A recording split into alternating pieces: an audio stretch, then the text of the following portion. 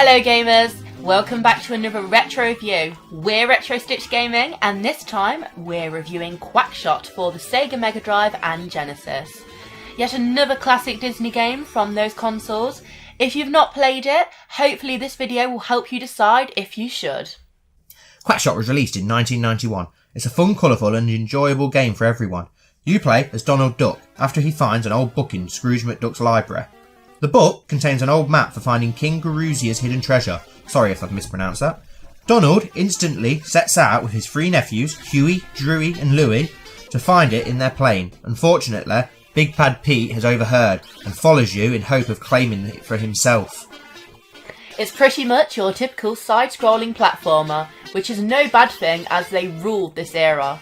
You're armed with a very unique gun that fires plungers, which can stun enemies but hurt bosses. Your plungers get upgraded as you go along through the game, allowing you to be able to scale walls. You also have popcorn ammo and bubblegum ammo, which can destroy certain obstacles. You pick up food to top up your health, but if you pick up chili peppers, Donald's temper raises until it hits peak, where Donald becomes invincible for a short time, increasing his speed and knocking enemies out of the way. Each level is divided into an overland part and a dungeon.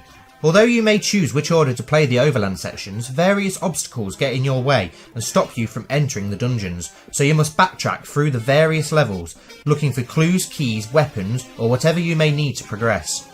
You call your nephews in their plane to move between areas. You literally travel the world as you stop off in many places like the South Pole, Egypt, India, Mexico, Transylvania and the epic Duckburg. The controls came in for a bit of criticism on release, but we don't find them to be bad. The game's really enjoyable. The visuals are really cheerful and colourful, as well as the colourful backdrops. The characters and enemies can pull some really comical actions and faces. As always, we love the 16-bit soundtrack, but the Duckburg soundtrack is amazing and one of our all-time favourites. To this day, we randomly break out into the tune.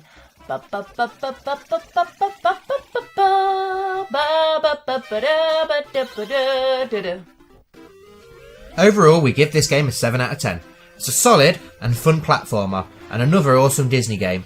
It's definitely worth checking out. It was one of our favourite games as a kid and is still very enjoyable to this day. It's another game that made it onto our top 10 Sega Mega Drive and Genesis games list as well. The link's above for anyone who's interested. We hope you enjoyed the review and found it useful.